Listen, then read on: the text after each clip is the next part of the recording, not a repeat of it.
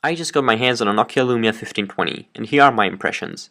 It is currently the highest-end Windows Phone device, and sports a Snapdragon 800 processor by Qualcomm, clocking at 2.2 GHz. It has 32 GB of internal storage, which is easily expandable via microSD card, and it features 2 GB of RAM. As many other Nokia phones, it comes in yellow, red, black and white.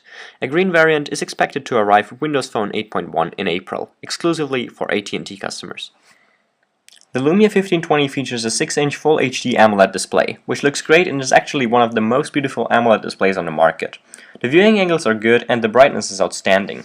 Even in the brightest sunlight, the screen is still completely readable. Now let's talk about performance. Windows Phone runs pretty great on low-end hardware, and on a Lumia 1520 featuring a Snapdragon 800 processor by Qualcomm, it just screams. Apps launch much faster than on any other Windows Phone device, and the overall performance is great. Games run perfectly smooth, and actually more popular titles like Grand Theft Auto or Asphalt 8 are arriving to the Windows Phone store nearly at the same time as on Android or iOS. Watching movies and playing games is a great experience on the Lumia 1520, but since the speakers are on the bottom of the device, you can cover them easily while holding the phone in portrait. They're not the best speakers I've ever heard on a smartphone, but they're good enough.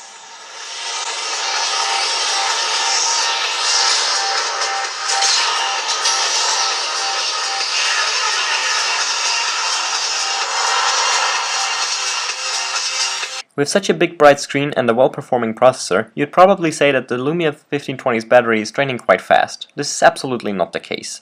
The battery easily lasts a day and a half of heavy use, and even 2 days of moderate use. In my test I was able to play Asphalt 8 for 5 hours straight, without emptying the battery. Nokia takes camera business pretty seriously, which is why they obviously try to provide the best camera experience as possible.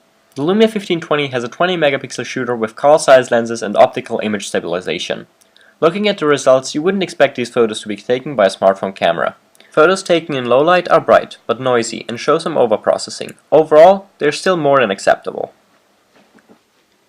The Nokia Lumia 1520 is obviously a pretty big smartphone, and as you could expect, it actually isn't quite handy.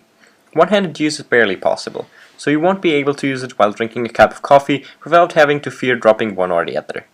And believe me, you don't want to drop the Lumia 1520. Even though I have fairly large hands, I mostly found myself holding it in one hand and using it with the other, and you'll probably do the same.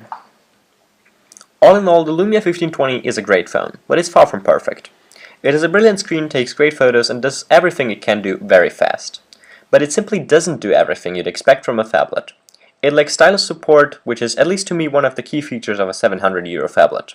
Office on Windows Phone 8 would be so much more powerful with a stylus. In the end, the Lumia 1520 is just another Windows Phone 8 device by Nokia, except with a bigger screen, which doesn't mean it's a bad phone. It just isn't that good as a phablet.